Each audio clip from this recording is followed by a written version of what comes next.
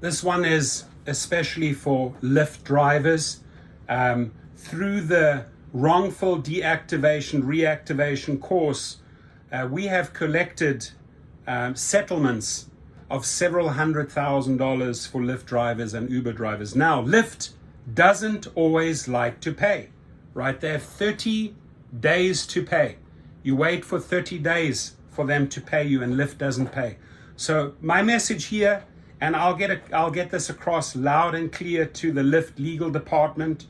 You owe several drivers out there cases that we've won against you, judges that have ruled against you, whether it's $10,000, $20,000, right? Now these will be sent to collections. There are certain motions, there are certain orders you can file, and it does not look good.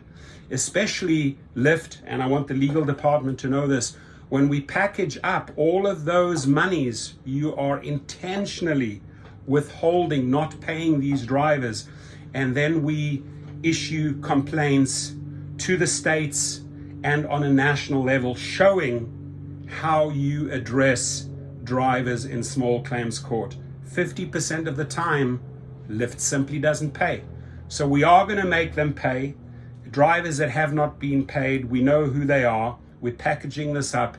Whether it goes to collections, it's not going to look good for Lyft in court, and it's not going to look good for Lyft in the press releases that are being issued on this. It is not going to look good for the Lyft legal department when the higher institutions get several cases showing them you clearly do not follow the law, right?